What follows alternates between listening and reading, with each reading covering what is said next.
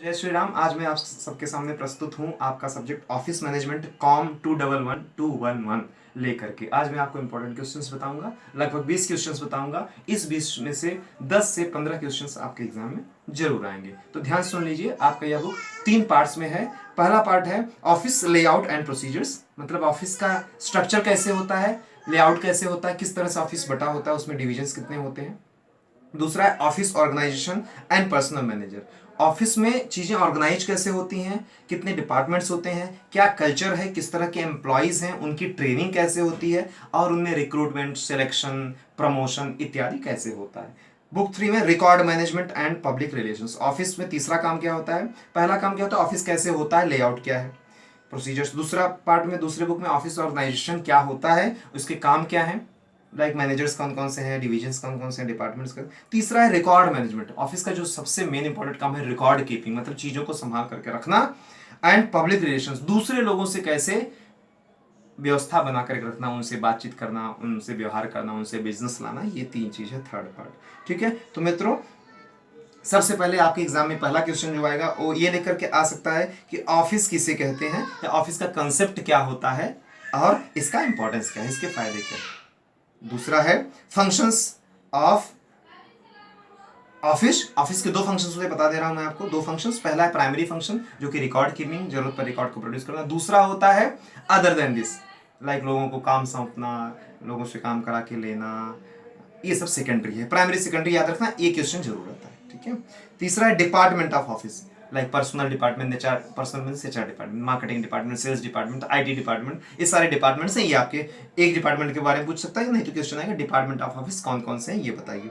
अगला क्वेश्चन है मित्रों लेआउट, ऑफिस का लेआउट स्ट्रक्चर कैसे होता है, किस तरह का ऑफिस होना चाहिए, ऑफिस कैसा होता है। उसके बाद होता है प्लानिंग और शेड्यूलिंग, ऑफिस का जो मेन काम होता है प्लानिंग करना, शेड्यूलिंग करना। प्लानिंग मतलब सोचना, विचार करना क्या करना है। शेड्यूलिंग मतलब किस काम को कब कैसे कहाँ करना है, वो शेड्यूलिंग होता है, ये आएगा। क्वालिटी ऑफ ऑफिस मैनेजर, हर एम्प्लॉय ऑफिस मैनेजर होता है अपने काम के लिए, चाहे वो क्लर्क हो चाहे सीईओ हो।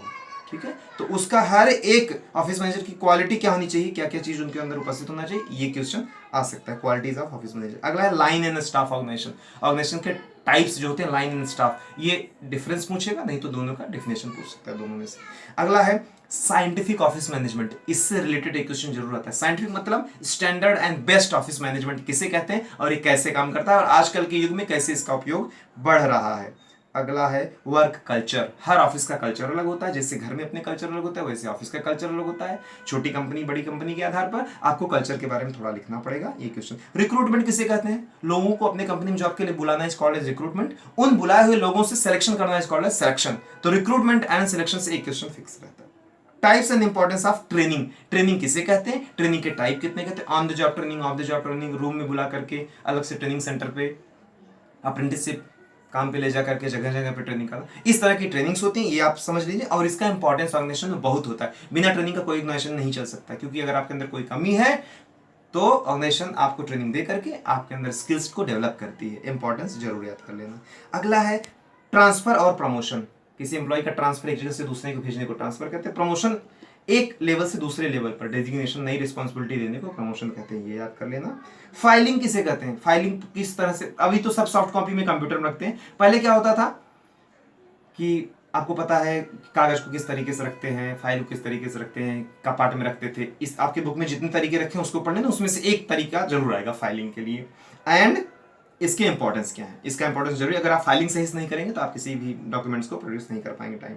अगला कम्युनिकेशन एंड मेलिंग, मेल कैसे करते हैं एक दूसरे को, मेल का टाइप क्या होता है, मेल कैसे ड्राफ्ट करते हैं, लिखते हैं, भेजते हैं, वो देखना है। कम्युनिकेशन का फायदा और कैसे होता है। स्टेशनरी, हर कंपनी में like pencil, pen, book, notebook, stapler, ये सब चीजें, कंप्यूटर, ये सब चीजें स्टेशनरी होती कंपनी की, ये कैसे जरूरी होती है कंपनी की, ये आपसे पूछा जा सकता है स्टेशनरी को लेकर के। बजट एंड ऑफिस, ऑफिस के लिए एक बजट मतलब एक निश्चित अमाउंट तय होती है जिसमें से आपको खर्चा करना रहता है साल भर के लिए, बजट पूछा जाएगा। बजट और ऑफिस, सैलरी कैसे दी जाती है, सैलरी को लेकर भी कभी कभी क्वेश्चन आता है। अगला है automation and office machines, office machines में कंप्यूटर भी आता है, नई नई टेक्नोलॉजीज आती हैं।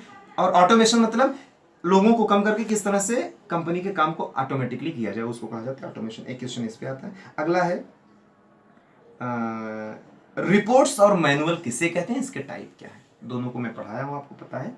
अलग अलग तरीके से कैसे लिखना ये लिख देना। और इसके types, report and its types, manual and it's type किसे कहते हैं। अगला क्वेश्चन, बस आपको 2 क्वेश्चन और याद रखना है। माइक्रोफिल्मिंग कैसे होती है और कंप्यूटर, इससे रिलेटेड एक क्वेश्चन आ सकता है।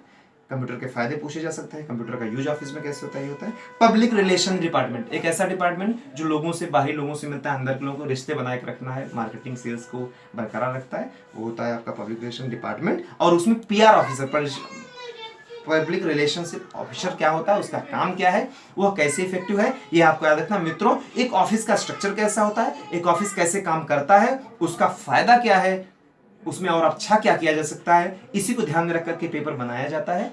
मेरी बहुत सारी शुभकामनाएं के साथ मेरा चैनल आप लाइक और सब्सक्राइब करते रहिए ताकि मेरी सारी इंफॉर्मेशन आप तक पहुंचती रहे। आप सबको बहुत सारी शुभकामनाएं। जय श्री राम।